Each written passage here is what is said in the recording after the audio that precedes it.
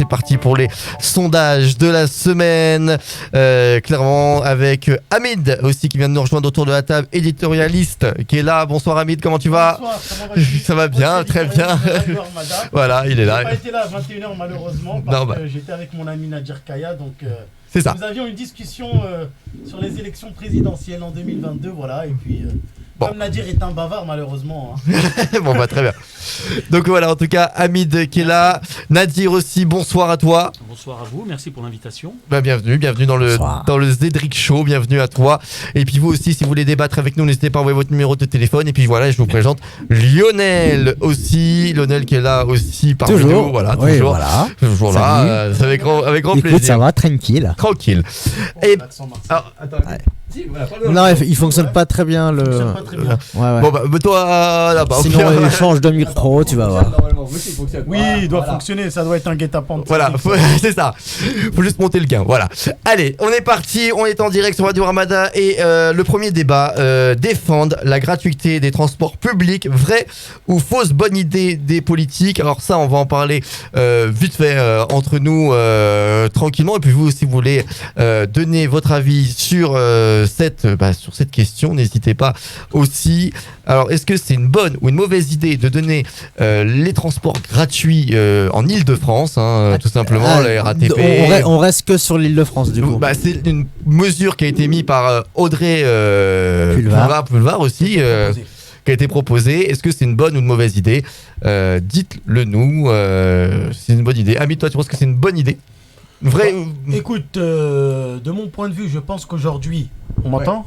Ouais. Attends, ouais. De mon point de vue, je pense qu'aujourd'hui, effectivement, avec la crise sociale et économique due au Covid et l'aggravation, je pense que c'est une mesure qui est intéressante, la gratuité, mais aujourd'hui, ça ne va pas résorber la question sociale. D'accord. Je dirais, pour être sympa, que c'est une mesurette politique, en réalité.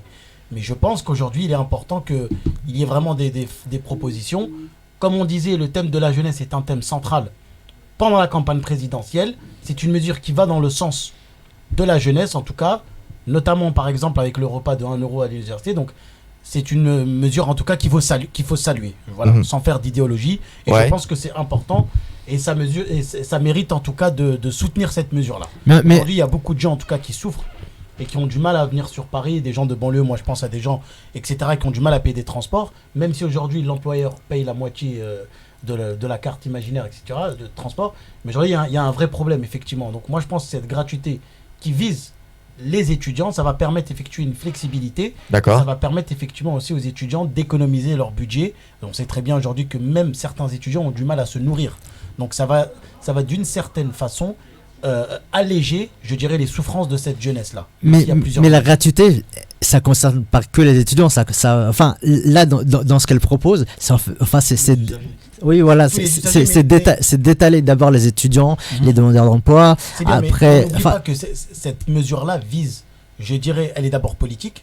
Il faut pas. Évidemment, toute décision est politique. Exactement. Et la deuxième, pas forcément. Et la deuxième des choses, c'est que cette mesure-là, elle est importante parce qu'elle vise aussi la jeunesse. Aujourd'hui, on voit bien que les premiers qui sont impactés, ce sont les jeunes. Ok, j'ai changé de place, tu vas te mettre là-bas au fond parce que ce micro-là, on a toujours un petit problème. On t'entend, mais de loin. On t'entend pas bien. Alors voilà, on va te mettre au fond, comme ça on va laisser la place de la députée. On va se mettre au fond, t'inquiète pas, mais tranquille. Voilà, il va se mettre à là-bas, on va essayer de. Non, parce que on le fait en direct. Voilà, on le fait en direct. Non, parce que du coup, ce qu'Audrey Pulvar. Je pense que c'est Nadir qui a. Voilà. Je sais pas. Voilà, en tout cas, voilà, en tout cas, on va le mettre là-bas. Nadir, qu'est-ce que tu en penses de ça, Nadir, toi? Alors, moi, je suis pas politisé, je suis pas un homme politique. J'imagine bien que derrière ça, il y a une raison politique, évidemment. Ouais. Après, il faut comprendre que quand on propose quelque chose comme ça, en termes de gratuité, ça a un coût quand même. Donc, qui va le payer. C'est vrai que quand on entend ça, ça peut paraître sympa, mais à un moment donné, qui va payer l'addition? C'est ça. Parce qu'on est quand même dans un service public. On est quand même dans un service public et qu'à partir de là, il y a des frais qui sont liés aux missions des différents agents qui travaillent. Donc aujourd'hui, proposer d'accord, mais de quelle façon on peut combler éventuellement ces différentes pertes qu'il va y avoir par la suite? Surtout, j'aimerais souligner une chose importante, c'est que là, on m'entend bien. Oui. J'aimerais dire que la RATP et la SNCF sont en faillite aujourd'hui chronique. Donc ça aussi, effectivement, ça. Comment financer? Parce que c'est bien beau de faire des annonces ou des mesurettes, mais aussi il faudra réfléchir au financement de la gratuité de de la carte Navigo, de la carte de transport.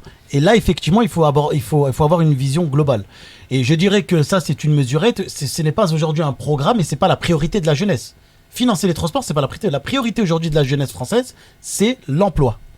C'est ça la priorité aujourd'hui. C'est vrai. Comment un jeune peut-il trouver un stage dans une crise post-Covid aujourd'hui, avec une crise sociale qui s'accentue, une crise économique, quels sont les quartiers effectivement populaires, les banlieues qui sont les premiers impactés, les inégalités territoriales, les inégalités sociales, ça doit être des thématiques. Donc il est effectivement important de proposer ce genre de mesures, mais aujourd'hui il faut aussi avoir une vision globale qui doit être intégrée à cette mesure-là.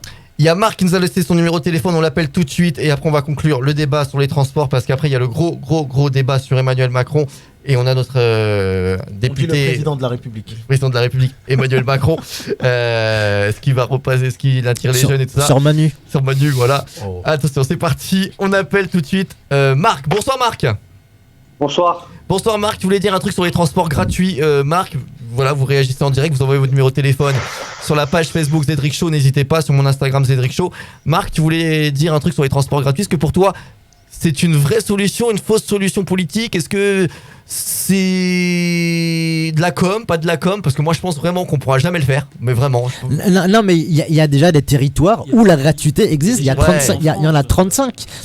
Donc ça existe et donc c'est faisable. Oui, mais pas en Ile-de-France. Bah, je pense pas. Mais en tout cas, on verra. Mais moi, j'y pense pas qu'en Ile-de-France. Pour toi, Marc, qu'est-ce que tu en penses? Bah moi, je pense que c'est une bonne idée pour les étudiants, pour toi, Marc, proposer les chômeurs, ce genre de mesures. surtout que c'est du travail, qu'on peut pas se payer du transport pour obtenir un entretien. C'est pas évident. En fait, on peut aller faire un entretien ou chercher un lycée, université, revenir avec une amende, c'est pas génial, quoi. Et après, faut voir d'accord le prix, mais il faut voir le prix des catastrophes naturelles dues à l'environnement. Il faut dire que si on a les transports publics gratuits, c'est un impact sur l'environnement et aujourd'hui, c'est un sujet préoccupant. Ouais, c'est vrai, tu as raison. Tu as raison, Marc, c'est vrai que c'est préoccupant. Et puis, comme disait Ami tout à l'heure, comment on finance ça? Comment on finance ça? C'est la vraie question. C'est la vraie question. Parce que du coup, je voyais ça, c'est qu'en fait, il y a des entreprises qui financent les transports. Et du coup, les entreprises vont peut-être se dire, bon, les usagers ne payent pas, donc pourquoi nous, on paierait aussi des taxes sur les transports? Du coup, ça peut être... du coup, elles vont peut-être aussi refuser à les payer, quoi. Et du coup, savoir qui va vraiment payer. Si ça va être une taxe, encore une taxe, ouais, voilà, c'est ça.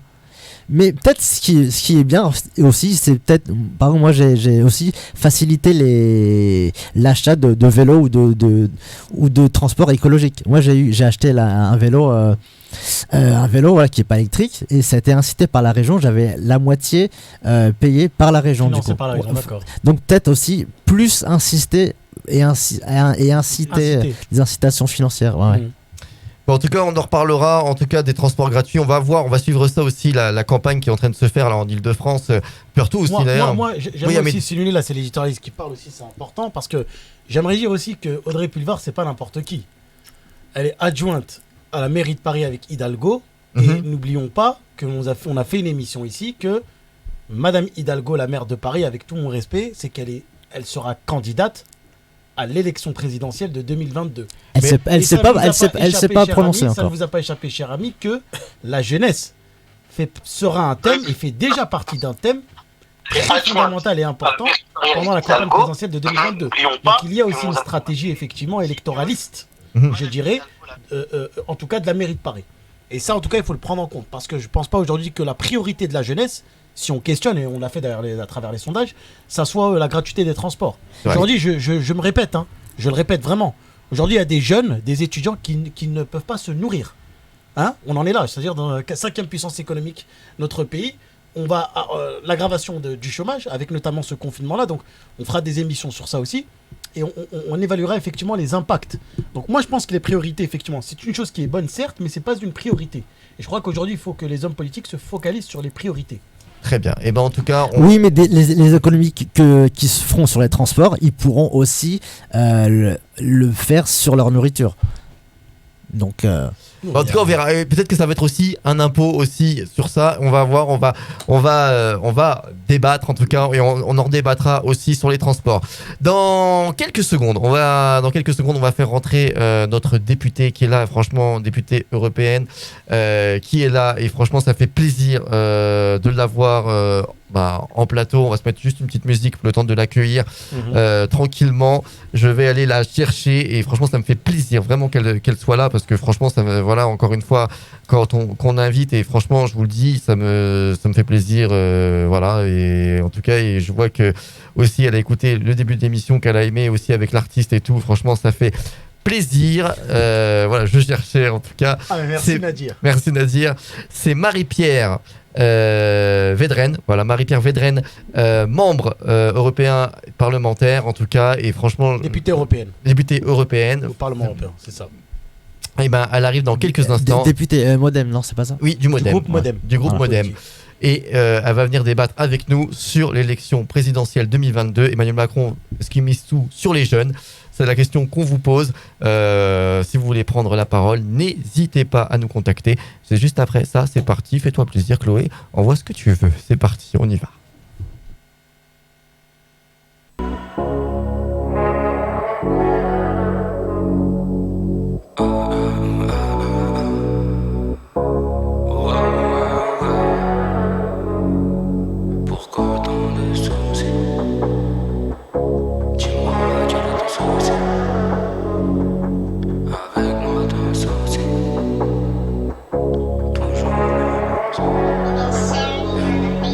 J'ai compris l'à peu près, tu résonnes comme une teutrette. Ton tel sonne et pour répondre c'est dur et y a des regrets. Tu m'as mis dans le doute quand tu t'es mis sur ma route. C'est ma haine qu'il y a dans le cockpit et mon cœur dans la soute.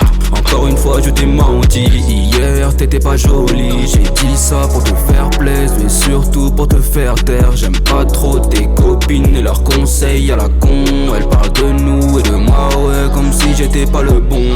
Et des fois tu as bu, je me demande si tu as bu. Oui j'ai peut-être tort mais je reste fort et au cas où j'ai la ruse. Au pied du mur on y est, tu pourras pas m'oublier. Pourquoi tant de soucis? Dis-moi quel est ton souci? Avec moi t'as un souci. Toujours les mêmes soucis. Pourquoi tant de soucis? Dis-moi quel est ton souci? Avec moi t'as un souci. Toujours les mêmes soucis. T'as des problèmes, j'ai des solutions. T'es ma guette, mon évolution. Que des déchets dans la concu, je m'en fous, je crains pas la pollution. Je sais faire que de la D. Tard le soir, j'aime me balader. Mal à la tête, j'aime pas trop jacter. Je ferme les yeux, je visite la voie lactée. J'ai tant cherché la vérité et dans tes yeux j'ai vérifié. J'ai mis du temps à te certifier et tout ce temps m'a tant coûté. Le temps boy c'est des thunes, 18 ans pas dans les études. Je t'ai pas tout donné, tu m'as tout pris, mood choqué, je suis accroupi. Je suis même plus où j'ai su là, mon seuil mon taf que j'ai su là. C'est trop tard quand le yeux est là, je pars direction le Venezuela. Je pense à toi mais j'ai plus mal. Ne fais plus aucun effet, oh. Les vérités sont dans les faits, oh. Pourquoi tant de soucis? Dis-moi quel est ton souci? Avec moi t'as un souci. Toujours les mêmes soucis. Pourquoi tant de soucis? Dis-moi quel est ton souci? Avec moi t'as un souci. Toujours les mêmes soucis.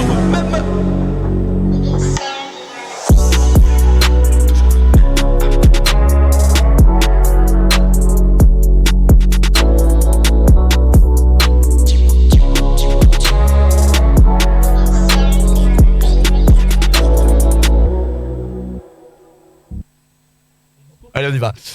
On est en direct sur Radio Armada. Merci à vous d'être là. Merci à vous. On est là. C'est parti. Il est carrément 22h27. Bien sûr, on est en direct. Et là, dans quelques instants, on va débattre. Mais déjà, on va dire bonsoir à Marie-Pierre Védrenne. Je le dis bien. Parfait. Bonsoir. Bonsoir, Marie-Pierre Védrenne. Députée européenne. Voilà, franchement, au Modem. C'est bien ça. C'est bien ça.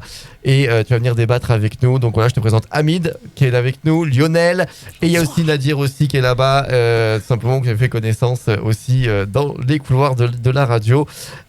Donc voilà. Donc le Zedric Show, c'est quoi ? C'est du débat. Il y a les auditeurs aussi qui vont peut-être appeler là aussi pour justement échanger avec nous. N'hésitez pas à envoyer votre numéro de téléphone sur la page Facebook Zedric Show. Et on vous a posé une question parce que oui, Macron s'intéresse plus à la jeunesse en ce moment. C'est vrai qu'en ce moment c'est flagrant parce qu'il fait il envoie il a fait un défi sur YouTube, il a fait il parle vraiment à la jeunesse. Et nous on a dit on a posé une question.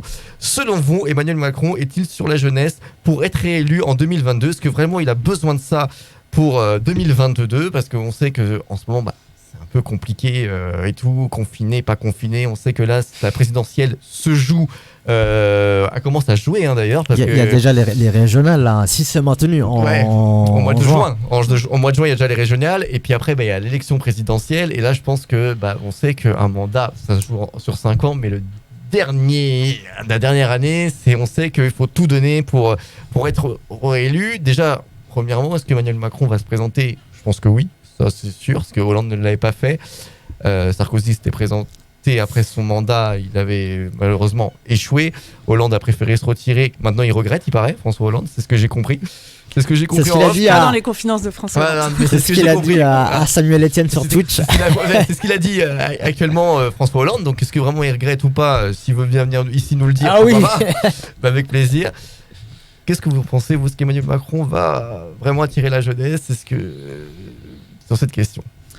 En tout cas, à l'heure actuelle, il y a un vrai défi vis-à-vis de la jeunesse. Effectivement, vous avez parlé du contexte dans lequel on est situé, où on entend beaucoup que la jeunesse serait une génération sacrifiée.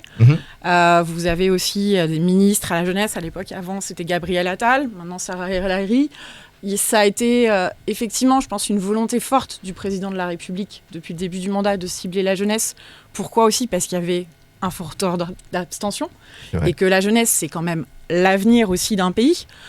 Donc si vous ne travaillez pas à répondre aux attentes de votre jeunesse, vous privez l'avenir de votre pays, le développement de votre pays. Donc c'est évident qu'il faut travailler pour la jeunesse, d'autant plus maintenant. Mais je dirais que plus globalement, c'est aussi comment répondre aux attentes parce que quand on dit la jeunesse, il y a différents types de jeunes.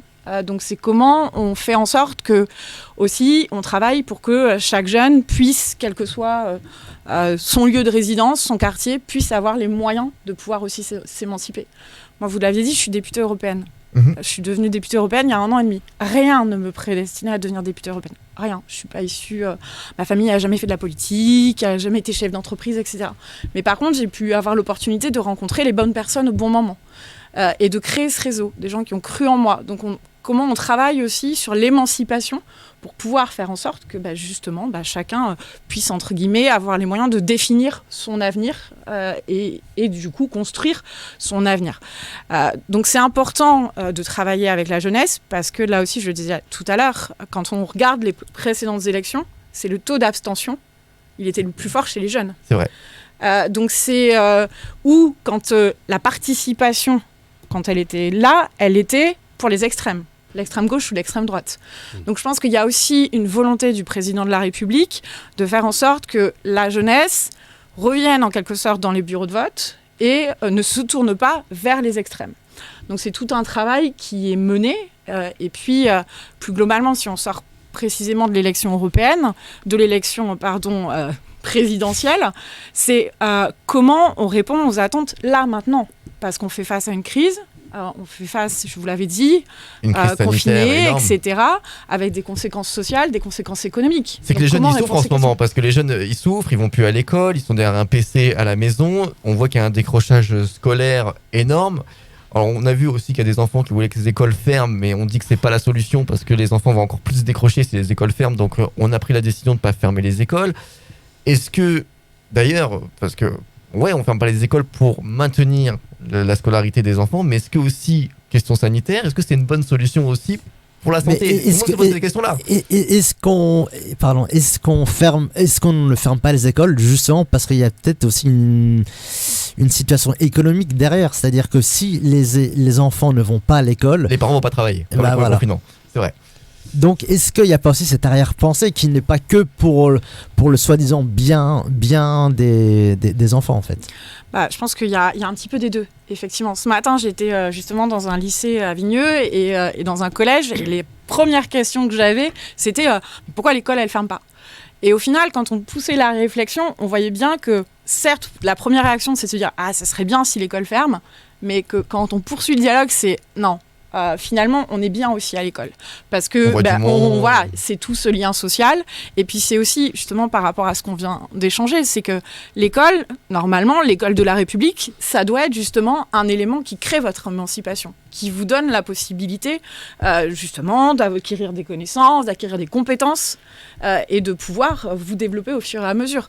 Donc c'est vrai que et de travailler sur l'égalité des chances. Mmh. Et si on ferme les écoles, il y en a qui, effectivement, leur quotidien, quand ils rentrent chez eux, sera beaucoup plus simple parce que déjà, tout simplement, par exemple, il peut y avoir un PC pour tout le monde dans le milieu familial, chacun a son PC.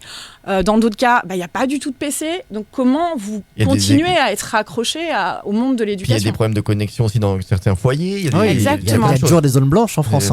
Ah oui, je vous confirme, en Bretagne. Moi aussi. Non, moi je crois que chez ce gouvernement, en tout cas, on voit bien qu'il y a une obsession chez le président Emmanuel Macron en direction de la jeunesse, en direction de cet électorat, disons, pour être beaucoup plus précis. Et je crois que le gouvernement multiplie en tout cas les visites dans les quartiers, dans les banlieues. Donc on voit qu'il y a une obsession chez ce président de la République là. L'interview de Brut n'a pas été faite de façon innocente. Ça a été effectivement voulu par le président dans le cadre d'une stratégie post-électorale pour 2022. Et on voit bien aussi avec Switch, la nouvelle émission que le porte-parole Attal a essayé de faire et qui est, je dirais, en tout cas, un raté, complètement. La troisième des choses, un raté, effectivement. La troisième des choses, il y a beaucoup de communication et en réalité peu d'annonces. On voit bien aussi que, avec Samuel Etienne, notre confrère chez Europe 1, on voit bien que Jean Castex aussi, lorsqu'il s'est exprimé, il a voulu... en tout cas, s'exprimer en direction de la jeunesse. Donc ce gouvernement est en train, en tout cas, de créer une stratégie qui va en direction de la jeunesse parce que ce gouvernement a compris que la jeunesse en 2022 sera un thème important pour l'élection et un thème clé, déterminant. Ça sera la bascule pour l'élection de 2022. Aujourd'hui, les jeunes, c'est une génération, comme vous l'avez rappelé, Madame la députée, une génération qui est sacrifiée et à travers une superposition. Crise économique, crise sociale et crise sanitaire qui s'est ajoutée. Les jeunes, en réalité, ne souffrent pas avec la crise du Covid. La crise du Covid, la crise sanitaire a aggravé les inégalités.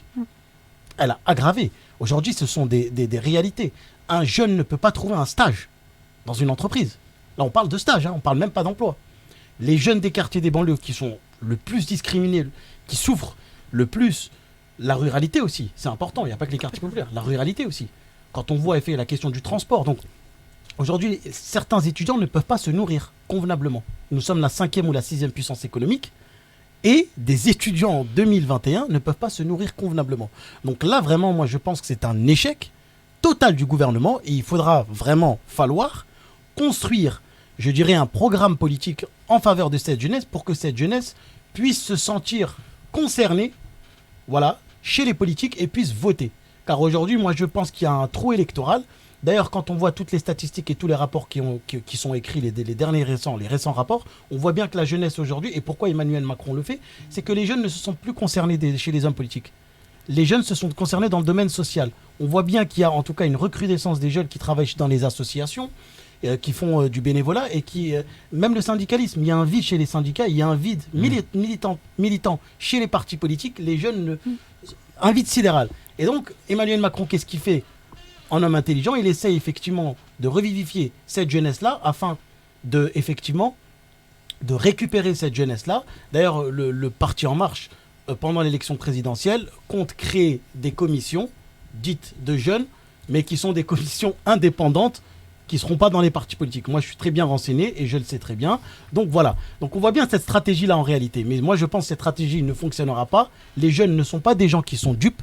Ce sont des jeunes extrêmement aujourd'hui informés sur les réseaux sociaux. D'ailleurs, on voit bien que même sur la question sanitaire, le président de la République, McFlio, a utilisé certains influenceurs. On voit bien que là, on est vraiment, je ne vais pas dire dans de la propagande, mais dans une certaine propagande quand même du gouvernement à utiliser des influenceurs. On voit McFly et Carlito. Donc je pense que c'est un échec aujourd'hui. Il faut créer vraiment un dialogue avec la jeunesse, s'appuyer sur la ruralité et sur les quartiers populaires et les banlieues, qui eux sont les premiers à souffrir de cette crise-là. Nadir.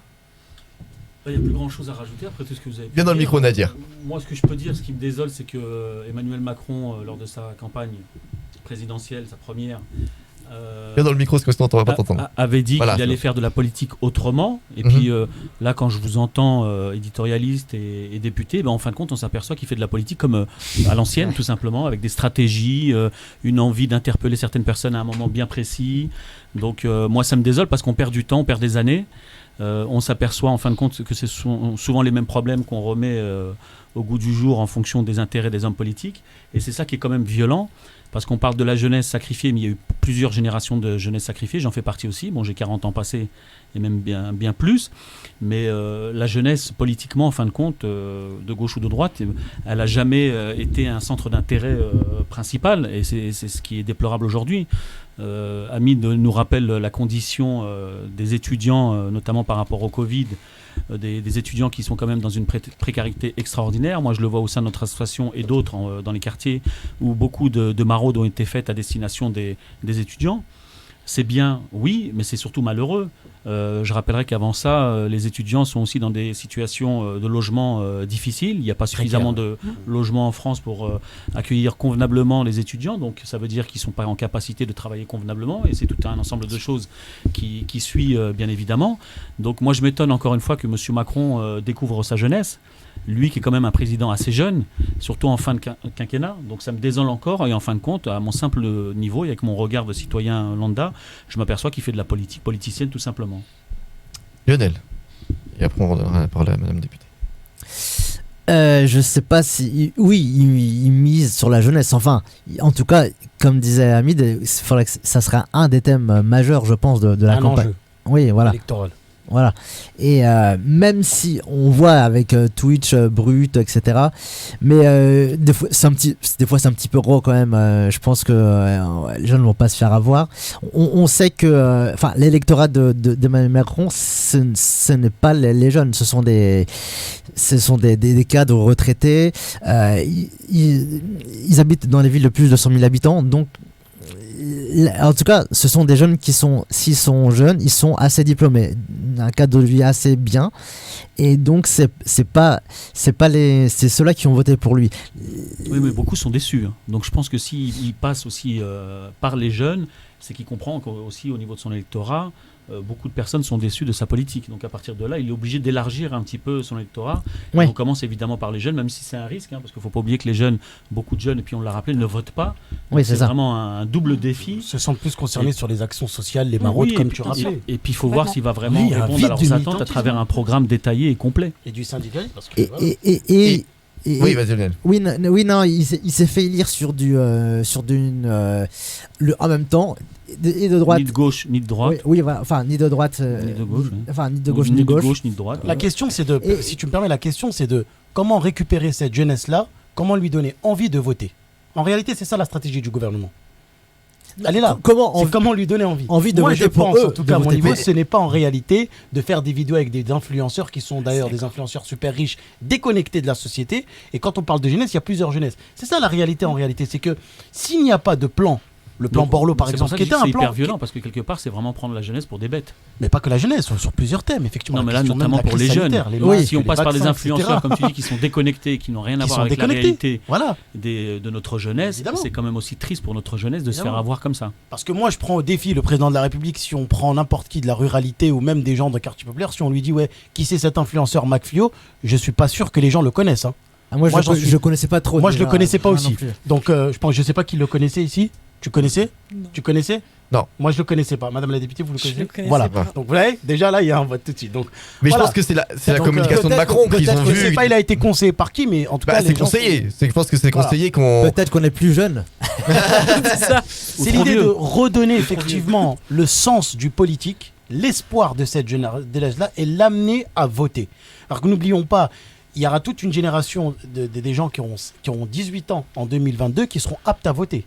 Ça aussi, c'est pris en compte dans des statistiques aujourd'hui. Hein. La jeunesse, c'est des millions de personnes qui voteront et ça sera la bascule politique. Donc, ça sera un élément déterminant pour le gouvernement. Et le gouvernement mise sur cette jeunesse parce qu'il sait aujourd'hui qu'il y a des échecs. Donc, il essaie de se rattraper par une politique, je dirais, de dramaturgie, même on le voit, de mise en scène constante. Mais moi, je pense aujourd'hui que cette politique-là, elle a en tout cas montré ses limites vis-à-vis du gouvernement. Malheureusement, le plan Borloo, qui était un plan honorable, mais qui était un plan, et moi je peux faire cette critique-là, qui était un plan juste pour les quartiers populaires et les banlieues, je pense que la ruralité aussi doit être prise en compte, parce qu'aujourd'hui, il faut créer des dynamiques avec la ruralité, les quartiers populaires et les banlieues. Donc, il y a en tout cas des thématiques qui sont communes. Je pense que tu pourras confirmer, je sais pas. Mais moi je sais qu'avec certains on avait déjà eu cette discussion, mais c'est très mal vu parce qu'aujourd'hui il faut pas. Exactement. Alors j'ai des commentaires qui arrivent en live, donc on va les lire aussi. Oui. Macron a suivi même une destruction que ses prédécesseurs. Voilà, pardon. Ça fait 40 ans qu'il n'y a rien n'est fait, que ça soit dans les quartiers populaires ou la campagne. Son ministre Blanquer détruit également l'école, les établissements. Bon, appelle-nous. C'est intéressant parce que tu mets plein de commentaires. C'est intéressant. Balance-nous ton numéro de téléphone sur la page Facebook Zedric Show. Puis il y a aussi Marc aussi qui veut débattre avec nous par téléphone. Donc n'hésitez pas à envoyer votre numéro de téléphone. On va vous prendre dans quelques secondes. Et aussi, je trouve, moi je l'ai ressenti comme ça, au début de la crise sanitaire, de faire culpabiliser les jeunes, comme quoi c'était à cause des jeunes si leurs parents ou leurs grands-parents se faisaient contaminer. Et là, il essaie de se rattraper. Il y a eu aussi le préfet d'Idée-l'Allemand, c'est pas que sur les jeunes, qui avait dit que ceux qui étaient en réanimation, c'était parce qu'ils n'avaient pas respecté les règles du confinement. Donc c'était quand même assez violent, cette culpabilisation des jeunes et des Français. Je me permets très rapidement. Oui, de plus, ce qui est vraiment dangereux, et moi je l'ai dit à certains ministres, etc., c'est que, en tout cas, le président de la République et son gouvernement jouent un jeu extrêmement dangereux. On voit bien dans la presse que ils essayent en tout cas de parler de sujets périphériques, c'est-à-dire 1 euro, les repas gratuits à l'université, ça, c'était bien, la gratuité des transports, le RSA pour les jeunes. Est-ce que c'est ça réellement un avenir pour la jeunesse ? Donc on voit bien que le gouvernement essaye d'étaler des mesurettes, des sujets périphériques qui ne sont pas en réalité les enjeux pour cette jeunesse-là. Les vrais enjeux pour cette jeunesse, c'est le changement en tout cas. C'est comment leur redonner sens chez le politique, et c'est d'avoir des perspectives à en avoir. La question du numérique, par exemple, moi j'aurais voulu que le gouvernement crée un plan sur le numérique dans les quartiers populaires et dans la ruralité. Aujourd'hui, on a des web développeurs, on a l'intelligence économique, on a la cybersécurité qui sont le cyberespace. Aujourd'hui, le président de la République fait des annonces, crée une armée dans le cyberespace, mais une armée de quoi et de qui, fait comment, avec qui ? On a une agence qui s'appelle l'ANSSI, mais qui sert à quoi ? Où sont les formateurs ? Et surtout ces compétences. Marie-Pierre Vadel qui ne parle pas beaucoup. Voilà. Peut-être pour rebondir sur ce qui a été dit, sur le fait que moi ce que je peux constater quand même, c'est que la jeunesse, elle s'engage quand même. Vous l'avez dit, certes, elle peut déserter les partis politiques ou les syndicats parce qu'elle ne se sent pas représentée dans ces instances, mais pour autant, elle va aussi souvent s'engager pour des causes qui sont même très très grande sur le changement climatique. Elle va s'engager sur des questions relatives aux droits de l'homme, sur des situations qui concernent pas forcément son territoire, mais qui peuvent être des situations qui se passent à l'autre bout du monde. Donc effectivement, là-dessus, je suis totalement d'accord avec vous sur le fait qu'il faut lui donner des perspectives, il faut lui donner du sens. Là-dessus, je suis d'accord, et je peux pas, c'est pas parce que je fais partie de la majorité que je suis pas critique à l'égard de la majorité, et je pense qu'effectivement, il faut faire très attention à ne pas être seulement sur des mesurettes et avoir vraiment des perspectives à long terme. Parce que dans bien des cas, et je peux constater aussi dans le cadre de mon mandat, on est sur des visions court-termistes. Il faut avoir les deux, il faut avoir et sur le court terme et sur le long terme. Et la crise sanitaire, elle le démontre. Il y a des enjeux là de relance, d'urgence, mais si on ne construit pas, et je suis totalement d'accord avec vous sur les questions du numérique, sur les grands enjeux d'avenir, déjà derrière, après, on va se faire dépasser par d'autres acteurs. Exactement. Et on aura à peu près plus que nos yeux pour pleurer si ce n'est pas déjà le cas.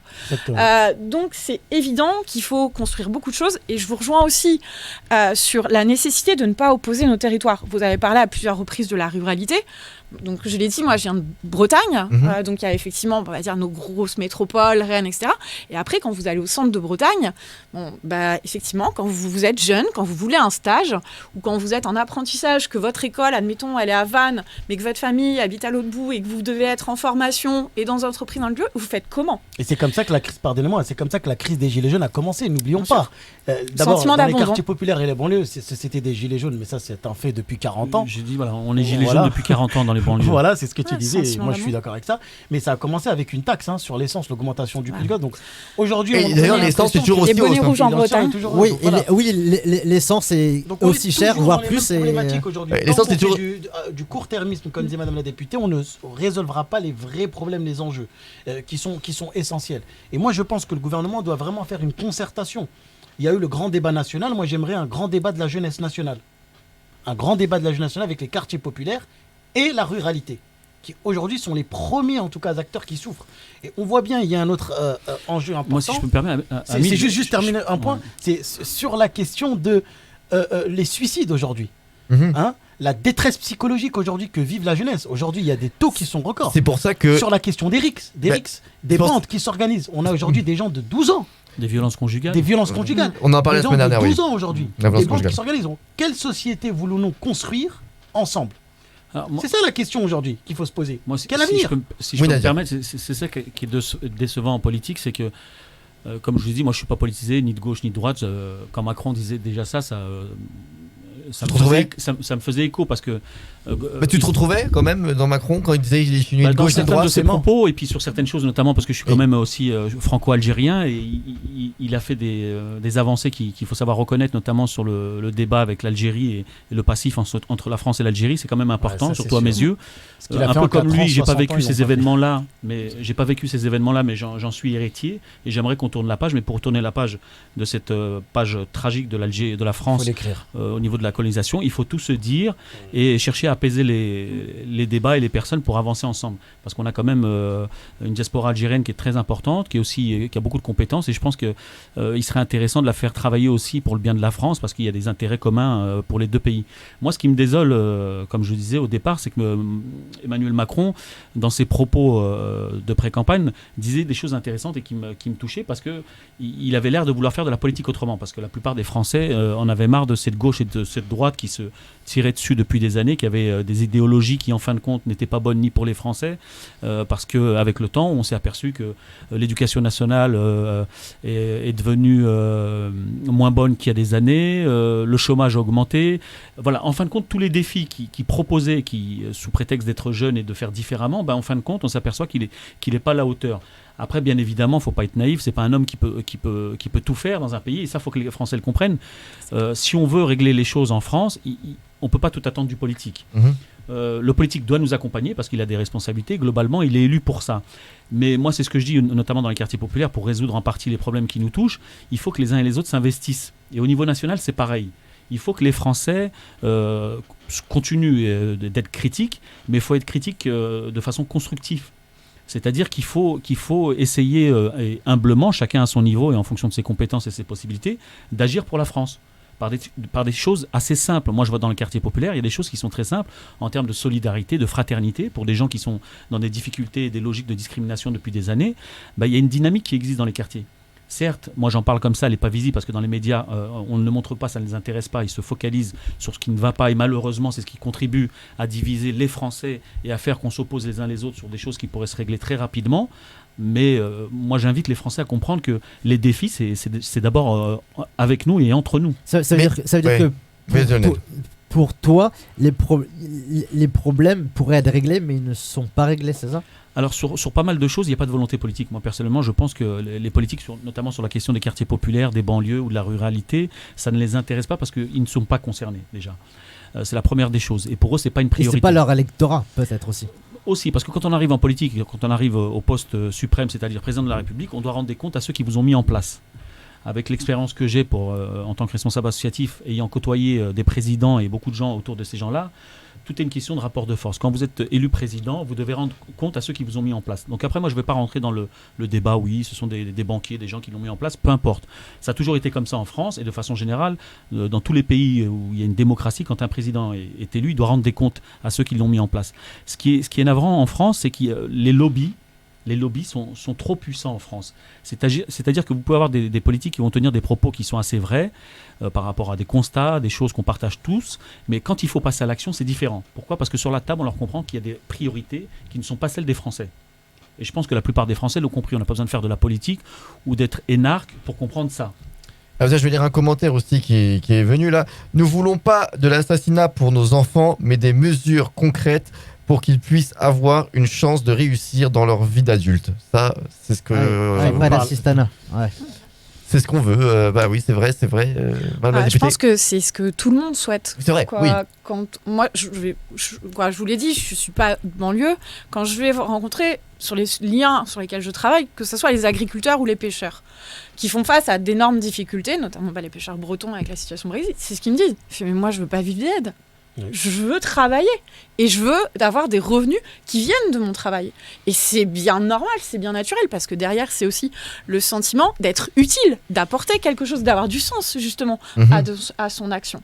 Donc c'est normal, quoi. Moi, c'est aussi ça. Pour le coup, je rebondis un peu sur ce que vous avez dit. Moi, si j'ai fait le choix aussi de m'engager en politique, mais je sais bien qu'il y a des choses que je n'aurais pas le poids, les épaules, parce que je suis que députée européenne. Mais en tout cas, je me dis, voilà, je vais contribuer, je vais faire ma part, parce que j'ai envie d'apporter quelque chose à la société. Et juste, c'est l'engagement, la motivation, l'engagement, etc. Peut-être juste aussi pour rebondir sur la question des lobbies. Parce que pour le coup, à Bruxelles aussi, donc au Parlement européen, les lobbies sont extrêmement forts. Et quand on travaille notamment sur la taxe sur les services numériques, c'est-à-dire taxer Google, Facebook et tout, ils sont déclarés. Effectivement, sur les questions des lobbies au niveau européen, il y a eu énormément de progrès qui ont été faits comparé à la... Mais il faut voir comment on est harcelé. Comment vraiment ils font le nécessaire pour vous passer les bons petits amendements, etc. Donc c'est vrai que si vous bossez pas, si vous n'êtes pas entouré, vous dites oui, cet amendement il a l'air pas mal.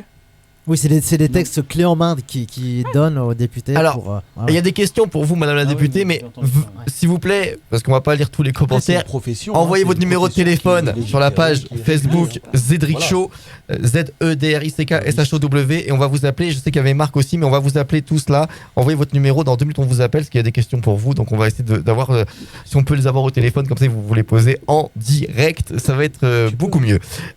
Moi j'ai une question aussi à vous poser sur la jeunesse. La jeunesse, je l'espère concrètement, parce que moi c'est mon combat depuis le début que j'ai créé cette émission, le Zedrick Show. Oui, la jeunesse, faut qu'elle vote.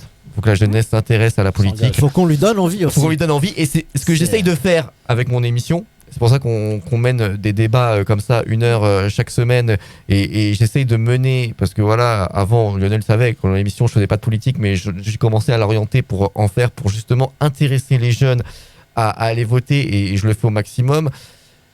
Parce que moi... leur donner la parole. Et leur donner la parole aussi. Et donner la parole aussi. L'émission qui existe ici, c'est l'une des rares émissions dans le paysage on donne la parole. Visuel qui donne la parole à la jeunesse. C'est ce que j'essaye de faire au maximum. Et moi, ce que je veux pas, et on le voit dans tous les sondages, et ce que je ne veux pas, et j'espère que ça ne se fera pas encore une fois, c'est que le Front National arrive au 2e tour. Ça, c'est un truc où je vais me battre. Ah oui, mais là, je suis désolé, là, il y a Emmanuel Macron qui fait tout pour, justement. Alors, c'est pour ça que tout à l'heure, on parlait de ça aussi. On parlait de ça aussi tout à l'heure quand il disait qu'on monte les mauvaises choses dans les quartiers. Mais quand on monte les mauvaises choses dans les quartiers, ça amène quoi ? Ça alimente la guerre, ça alimente le Front National. Parce qu'il se dit que Emmanuel Macron se dit que contre Marine Le Pen, il passerait une 2e fois. Est-ce qu'il n'est pas forcément sûr cette fois-ci, par contre ? Le Front républicain, qu'on a toujours pensé stable, au bout d'un moment, ça sera plus le cas. Donc moi je pense que c'est un pari très risqué et très mauvais, surtout de se dire qu'on veut affronter Marine Le Pen au 2e tour. Et merci pour votre engagement, parce que moi justement aussi, ça va vous paraître un peu naïf, mais si j'ai fait le choix aussi de m'engager en politique, c'est qu'à un moment je suis devenue maman. Et je me suis dit, je défends certaines valeurs, certaines convictions, j'étais engagée dans le cadre associatif, et quand vous voulez faire bouger certaines lignes, il faut changer de statut aussi. Vous pouvez pas être que commentateur. Et donc je me suis dit, allez, je prends le risque, je sais pas ce que je vais devenir à la fin de mon mandat, hein. Je peux retourner je peux être au chômage, etc. Mais je prends le risque, je me lance. Parce que je crois à certaines choses, et au bout d'un moment, j'ai envie de pouvoir dire à mon entourage, j'y ai cru, je me suis investie dans le cadre associatif, j'ai fait plus loin, et j'ai essayé pendant le temps de mon mandat de porter et de défendre certains combats. Je sais que je gagnerai pas tout forcément, mais en tout cas, quand je gagne certains dossiers au Parlement européen, c'est aussi un sentiment de fierté, un sentiment de me dire j'ai été utile, j'ai apporté quelque chose pour mon pays. Mais est-ce que c'est pas dangereux de faire tout pour que l'extrême droite soit au 2e tour? déjà, ça montre quoi? Ça montre que le pays, en fait, n'a pas changé depuis Sarkozy, parce que on rappelle que non, Sarkozy, Hollande, si quand même, il y avait voilà, c'était Chirac, Jean-Marie Le Pen. Ça avait déjà commencé avec Mitterrand. Un ministère de l'identité. Diabolisation du Front National. Et en plus, on le voit en ce moment qu'il commence à dire les ministres des petites guerres, des petites phrases sur le Front National. Je pense qu'il faudrait même pas rentrer là-dedans et dire voilà, il faut qu'on travaille, il faut qu'on aide aussi les autres partis pour qu'on ait un vrai débat politique et démocratique. Ah bah elle est où la démocratie là depuis la crise sanitaire et le Conseil de défense? Non, franchement, il y en a pas.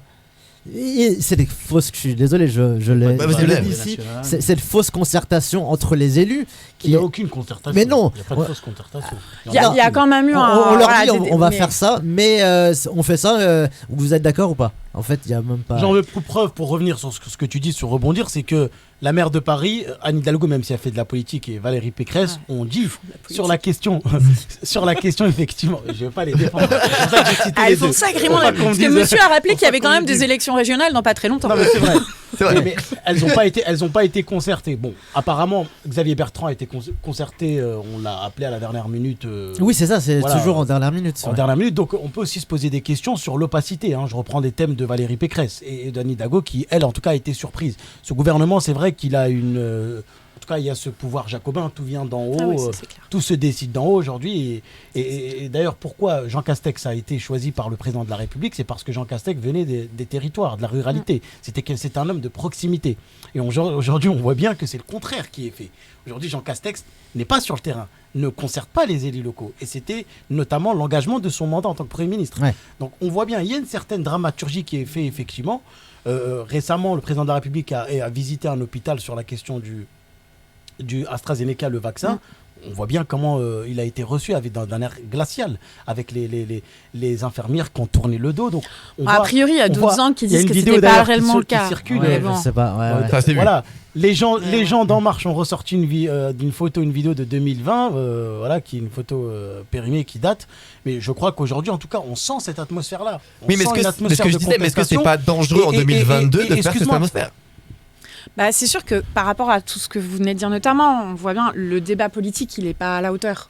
C'est évident. Dans bien des cas, effectivement, c'est du clivage qui n'avance à rien sur aucun sujet. Il y a beaucoup de choses qui stigmatisent et on propose rien. Je pense qu'il y a des parlementaires, des élus locaux qui sont pleinement engagés, qui ont envie de sortir ça. Moi, j'aurais plutôt envie de retenir aussi ce qui est positif et que, justement, aussi, avec différentes associations, il y a des choses à faire, il y a des choses à mettre en place pour sortir, justement, de ce débat et de ce clivage Le Pen, Emmanuel Macron.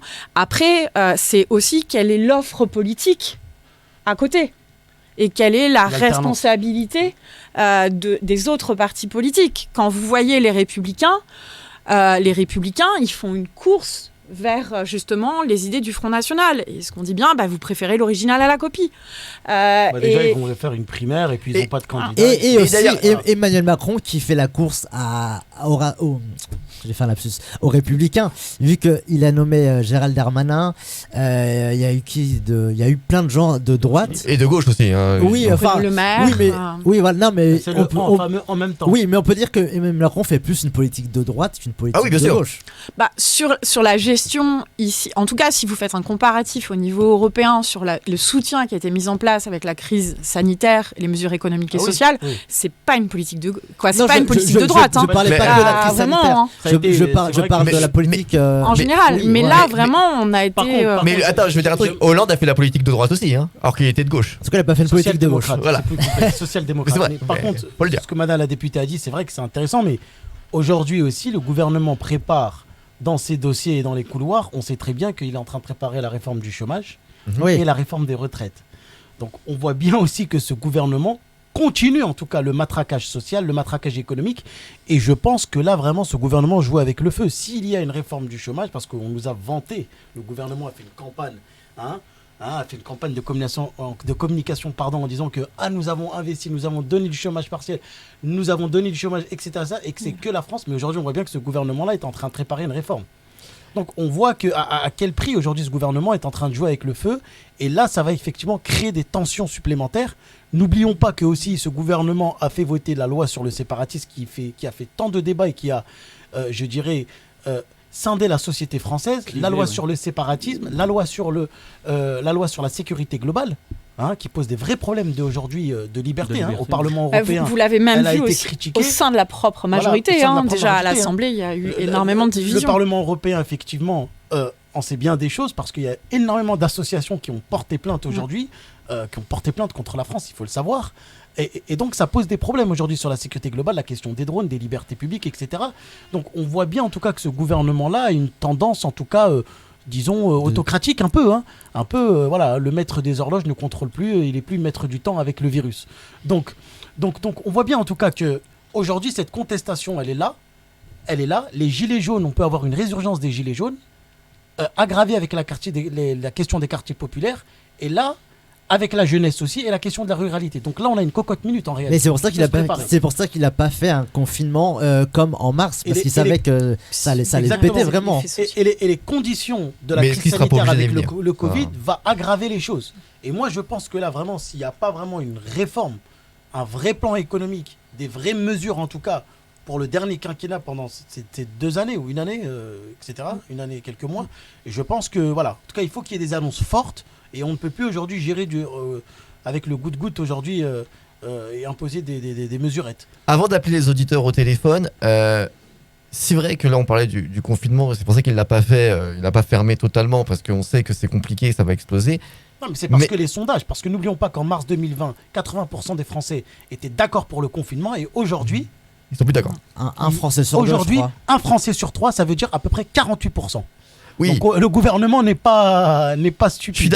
Je suis d'accord avec toi. Mais il y a une contestation populaire qui est en train de les Français en ont marre de ce confinement. Laisse-moi finir, Hamid. Mais est-ce que là, à quel prix? Parce que là, on fait un confinement allégé, on fait un confinement. D'ailleurs, on sait même plus couvre-feu, confinement, déconfinement, et voilà. Mais est-ce que dans ce cas de semaine, en plus, là, on voit que les Parisiens sont partis comme des balles dans toute la France. Oui, mais ça veut... Non, mais ça veut rien dire. Si, ça veut dire quelque chose. Mais je veux dire, il y a dans les 2 confinements, c'est pas parce que des gens sont allés dans une autre région qu'il y a eu plus de contamination. Ça, par contre. Mais attendez, est-ce que vous... Ça a explosé quand même. La vraie question, permettez-moi. Ils n'ont pas disséminé le virus ailleurs. Est-ce que quelqu'un aujourd'hui ici comprend ce que c'est on a compris les annonces du Premier ministre Castex? On nous parle de déconfinement, on nous parle de confinement, on nous parle d'attestation, on nous dit qu'il faut se mettre sur 10 km, on nous dit qu'il nous faut une attestation, puis on nous dit qu'il ne faut pas une attestation. Alors, ce que j'ai compris moi, c'est qu'il y a une attestation pour le confinement à la journée. Elle n'est même pas prête. Bah, je sais, elle sera prête 2 minutes. Il n'a pas été appliqué le journal officiel. À minuit. Mais ce que j'ai compris, après, Madame députée, peut-être vous allez dire, j'ai compris, moi, personnellement, ce que j'ai compris, c'est que en fait, il y a un confinement la journée, donc tu as ton attestation de la journée. Et à partir de 19h, tu as ton attestation du couvre-feu. Ah, il y a 2 attestations? Il y a 2 attestations, c'est pas la même que la journée. Ah, ok, donc déjà c'est bien. Non, mais sur un périmètre, il faut le dire, de 10 km. Et pourquoi avoir une attestation? Parce que tu sors de chez toi, tu es obligé d'avoir une attestation. Mais non, puisque si on part du principe qu'on autorise les Français de sortir sur un périmètre de 10 km, pourquoi... Avec attestation. Pourquoi les obliger à avoir une attestation? C'est-à-dire, en réalité, c'est simplement pour les infantiliser. Et je rappelle, il n'y a que la France au niveau européen. Et l'Europe a critiqué à cet égard ça. Quand on va en Allemagne, quand on va en Hollande, quand on va en Italie, quand on va en Espagne, on n'a pas besoin d'attestation. Moi, quand je vais à Bruxelles, j'ai besoin d'une attestation.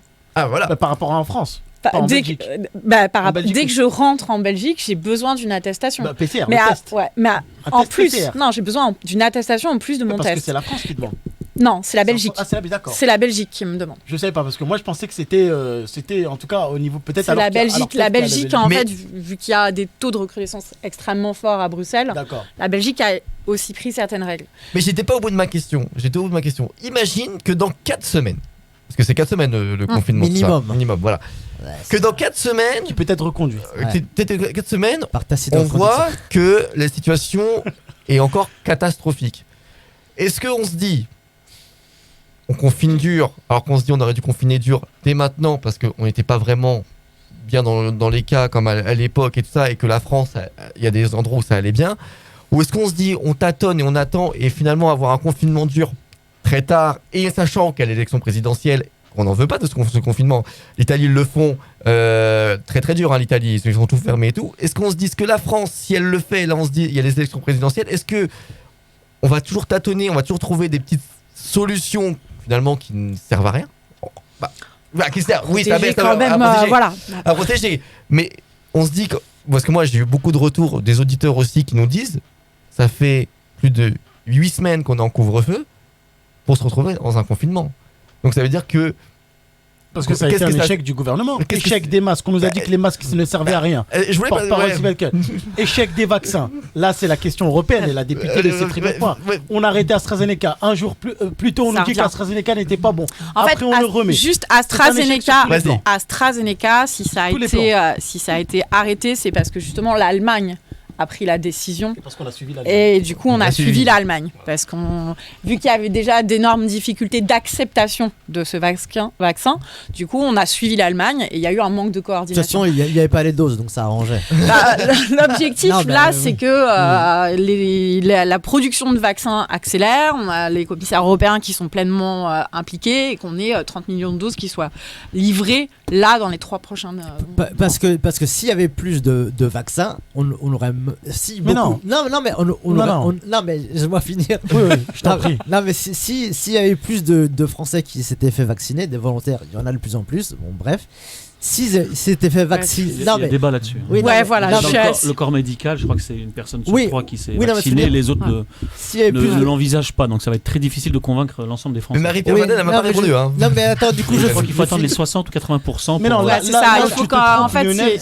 Attends, j'ai même pas. Oui, vas-y, je vas-y Lionel, et après moi je propose ma question. C'est pire que l'Assemblée en fait. Non, je veux dire, s'il y avait eu plus de Français vaccinés, on n'aurait même pas parlé de confinement.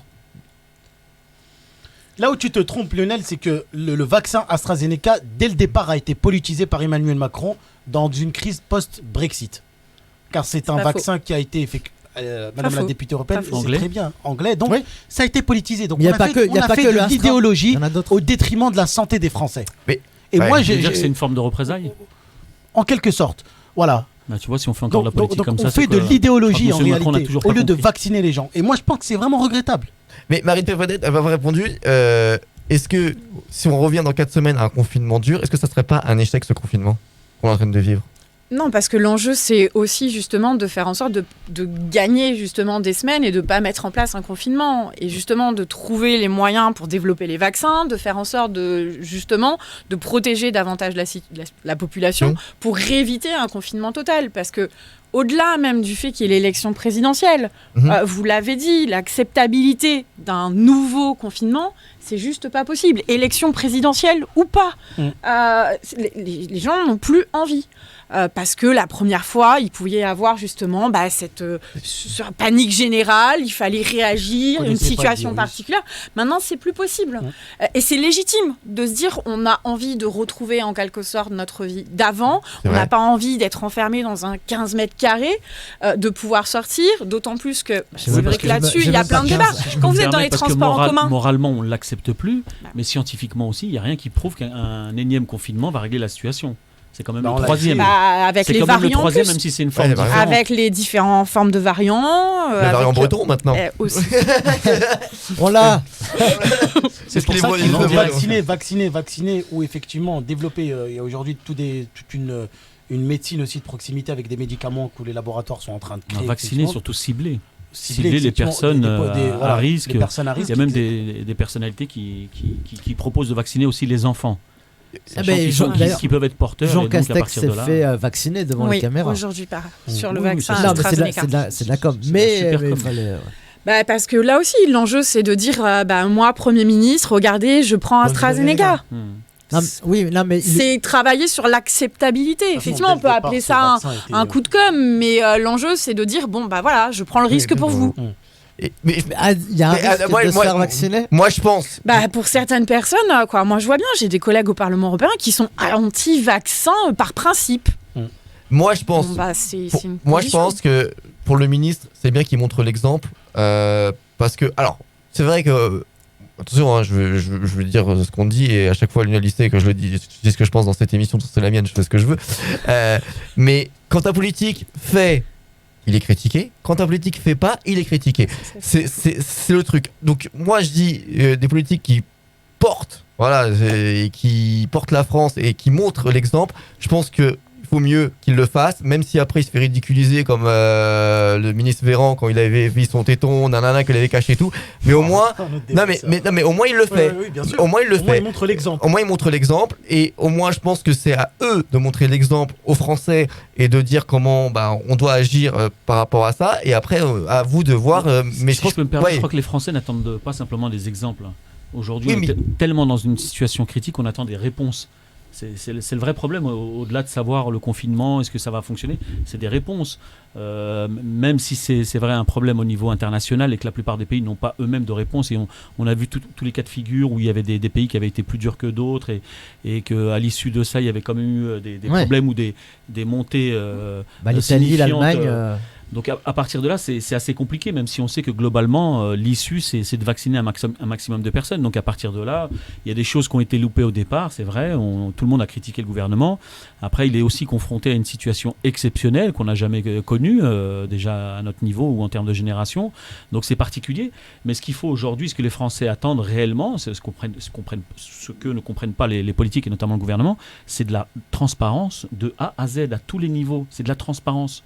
Même si les choses ne fonctionnent pas, on veut de la transparence. Et c'est ça le problème aujourd'hui en France, notamment avec les politiques, c'est qu'ils sont toujours opaques sur certaines choses, ce qui fait qu'il y a ce ressenti ou ce manque de confiance vis-à-vis des politiques, et qui amène à tout un ensemble de postures qui fait qu'aujourd'hui, les positions violentes entre les uns et les autres, ou le manque de confiance, perdurent parce qu'on n'a pas été capable de répondre à ça. Il y a une contestation du politique. Oui. Il y a vraiment une contestation, comme le disait, notamment qui est due à l'opacité. Donc il y a cette contestation-là, elle s'inscrit au sein de la société française depuis plusieurs années. Et au-delà de la crise sanitaire, on est aussi dans une crise institutionnelle.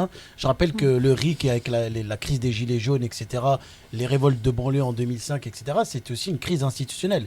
Une crise sociale qui débouche sur une crise institutionnelle. L'abstentionnisme aussi. Le premier parti aujourd'hui, c'est l'abstentionnisme. Ce sont les abstentionnistes. Le premier parti politique notamment dans français, les quartiers. Notamment, que ce soit dans les quartiers populaires, mais qui visent en réalité... mais principalement dans les quartiers. Dans les quartiers populaires. Et donc ça aussi, c'est un enjeu important. Jeunesse désœuvrée. On a Marc au téléphone. Bonsoir Marc. Rebonsoir d'ailleurs, parce que tu étais là au premier débat. Ça Marc? Bonsoir. Ouais, ça va, c'était pour dire qu'en fait dans le gouvernement Macron, il y avait quand même à boire à manger, qu'on voit le pass culturel, c'est une bonne chose. Oui. Le repas à 1 euro, c'est une bonne chose. Maintenant, il faudrait peut-être aussi pouvoir, si vous voulez, accentuer les logements pour étudiants. Il faut peut-être ouvrir de nouvelles universités. Parce que maintenant, c'est beaucoup le privé qui prend le pas. Les gens n'ont pas de place en lycée, n'ont pas de place en université, donc ils ne peuvent pas s'élever. Les transports gratuits, pareil pour les étudiants ou les chômeurs, ça peut être pas mal. Ça peut être tout simplement payé par la relance économique. Moins il y a de chômeurs, plus il y a de personnes qui gagnent bien leur vie parce qu'ils ont des diplômes, donc ils sont cadres. Plus il y a d'argent qui rentre dans la TVA ou dans les impôts. Simplement, il n'y a peut-être pas besoin de créer autre chose. Et qu'est-ce qu'on fait, par exemple, par rapport aux ruraux, quand on voit qu'il y a 400 écoles qui ont fermé dans les campagnes, que les trains, il y a des lignes qui ont fermé, et que ça rend très difficile pour eux, par contre, de s'élever. Et c'est vrai qu'on parle pas assez on parle des milieux populaires ou des banlieues, mais on parle pas des gens en ruralité. Et par exemple, il y a un film de Thomas Borneau qui explique bien ça, qui fait en fait, c'est Pierre Cardin qui privatise un village. Et en fait, ça montre le gouvernement Macron qui privatise tout. Et qu'est-ce qu'on peut faire contre ça quand on n'a pas les moyens financiers de lutter? Par exemple, là aujourd'hui, si je dois aller à l'hôpital et que j'ai pas les moyens de me soigner, je peux pas aller en privé. Et en plus, il y a des consultations privées dans les hôpitaux. Je suis obligé de refuser des examens. Marc, j'ai une question à te poser. Ouais. Est-ce que pour toi, Emmanuel Macron, c'est bien ce qu'il fait en ce moment, aller voir les jeunes, les influenceurs et tout, ou est-ce que pour toi, parce que c'est ça à la base de débat, est-ce que pour toi, tu trouves qu'il en fait trop aussi, peut-être, je ne sais pas, ou il en fait pas assez, parce que c'est vrai ce que disait Hamid tout à l'heure, qui disait voir des influenceurs et tout ça, faire de la communication, la politique spectacle, mais peut-être qu'il faut faire autre chose sur le terrain. Après, qu'est-ce que tu en penses toi par rapport à ça, Marc? C'est un peu de la perle à papin, parce qu'il n'y a pas vraiment de solutions qui sont prises en fait. Il y a beaucoup de communication, mais de solutions derrière, il y en a très peu. Et en plus, moi, je vois de façon inverse que à part qu'on vise la jeunesse pour viser quelque part satisfaire les grands-parents qui ont voté pour lui. Je vais dire ça comme ça. Ah, on s'occupe de nos petits-enfants. Mais à part communiquer, ils font pas grand-chose de concret, je veux dire. Ils envoient ils ouvrent un peu le robinet de temps en temps, mais c'est tout. Très bien. Il y a des questions, Lionel, sur les réseaux. Oui, question de Mickaël. C'est pour vous, Madame la députée. Comme représentante de la majorité, pensez-vous que le pouvoir exécutif devrait dire qu'il n'y avait aucune stratégie pour anticiper cette pandémie? C'est peut-être cela que le peuple français attend, la vérité plutôt que le déni. Juste peut-être si je peux rebondir sur ce qu'a dit Marc aussi voilà. Avant. Marc, je partage totalement votre constat, notamment alors là si je me focalise plus sur mon territoire, sur la Bretagne, vous superposez certaines cartes, savoir la désertification des services publics, vous mettez la carte des résultats des votes, et en fait la superposition entre la désertification et la montée des extrêmes ou la montée de l'abstention. Et c'est sûr que c'est des questions sur lesquelles il faut absolument travailler, parce que dans ce que vous dites aussi, c'est au final, parce que vous n'avez pas la possibilité d'avoir un logement près de votre travail, parce que les coûts du logement, si je prends l'exemple à Rennes, c'est extrêmement cher maintenant, avec les Parisiens qui ont certains revenus qui viennent du coup à Rennes, vous allez en banlieue. Et au final, pour pouvoir acheter un an. Mais après, c'est quoi ? Il vous faut votre voiture, il vous faut payer l'essence. Et c'est là où vous n'avez pas la voiture qu'il faut parce que vous n'avez pas suffisamment de revenus, vous allez avoir la taxe. Vous n'allez pas avoir un logement qui n'est pas suffisamment, qui consomme trop d'énergie, vous allez avoir la taxe, etc. Donc c'est sûr que c'est aussi une politique beaucoup plus globale et transversale, et arrêter aussi de travailler trop en silo. Parce que quand on parle jeunesse ce soir, je partage ce que vous avez dit, un grand débat sur la question de la jeunesse, mais c'est pas la question de la jeunesse juste pour mettre la jeunesse. C'est derrière justement, c'est l'emploi, c'est le logement, c'est l'avenir. Tout est interconnecté. C'est voilà. Donc ça, je pense que c'est aussi capital de travailler vraiment dans une logique arrêter le silo, quoi. Et donc pour répondre à la question sur du coup le pouvoir exécutif, ça a été dit tout à l'heure, la question de la transparence. Je vous donne un exemple, côté Parlement européen, quand on a négocié, justement la Commission européenne a négocié avec les laboratoires, Parlement européen, nous on a demandé l'accès au contrat. Alors, il y a des choses c'est légitime qu'elles ne soient pas connues, à la limite, certains secrets, qui ne soient pas sur la place publique. Mais il y a des éléments, par contre, quand on a eu accès au contrat et que tout était biffé, et là, au final, vous aviez genre 3 lignes d'accessibles. Voilà. Et là, c'est pas possible. Donc, côté Parlement européen, et c'est là où, justement, il y a le pouvoir exécutif, mais il y a le pouvoir législatif. Et c'est ça, moi, que je trouve intéressant d'être aussi au Parlement européen, parce que vous êtes... vu qu'il n'y a pas la majorité comme à l'Assemblée, qui à elle seule, il suffit qu'elle vote d'un seul homme et ça passe. Au Parlement européen, vous avez déjà les différentes lignes politiques, vous avez les différents États membres, donc le contrôle parlementaire aussi, il doit être complètement renforcé pour pouvoir aussi justement faire en sorte que l'exécutif soit beaucoup plus dans cette question de transparence, dans cette question de confiance. Mais là, et c'est le débat qu'il y avait aussi avant tout à l'heure, c'est-à-dire que moi je sais à qui je dois d'être positionné sur la liste. Parce que certes, j'ai été élue derrière, mais à un moment, j'ai été positionnée sur cette liste. Vous l'avez dit, je fais partie du mouvement démocrate. Moi, c'est François Bayrou qui m'a positionnée. Et c'est vrai qu'à un moment, François Bayrou, il va me demander des comptes. Il va me dire, qu'est-ce que tu as fait pour le parti ? Comment tu as agi pour le parti ? Comment, par exemple, tu as formé des militants ? Ou je ne sais pas, plein de choses différentes. Il ne le fait pas régulièrement, ça c'est à l'issue du mandat qui pose la question ? Non, on a des conseils nationaux. Vous voyez, juste avant de venir, on était en conseil national, etc. On le voit régulièrement, on échange régulièrement. Mais c'est ça que je veux dire. C'est-à-dire qu'effectivement, les parlementaires... Vous êtes aussi lié à votre parti, aussi lié à l'exécutif, alors qu'il faudrait beaucoup plus d'indépendance aussi. Donc il y a la question du statut politique qui fera aussi que derrière, on peut faire en sorte qu'on pousse le gouvernement à être dans une logique beaucoup plus de transparence et de confiance. Mais c'était pas trop ça la question, c'était plus sur... c'était plus... hors sujet. Non, mais je veux dire, c'était plus sur l'anticipation de la pandémie. Non, mais attendez, qui pouvait anticiper ? Regardez juste les Chinois. Sur les masques, sur les lits. Regardez juste les Chinois. Au début de la pandémie, la Chine fait appel à l'Europe pour avoir des masques. Ça, on l'oublie. Hein. Et on leur a donné. Et on leur a donné. On leur a pas donné. On leur a donné Oui, on leur a vendu. Pardon. On leur a vendu un stock Mais périmé, et comme eux, ils nous ont ramené en Europe. Voilà. Ouais, Mais du coup, faut quoi? Qui pouvait anticiper la crise du Covid-19? Qui?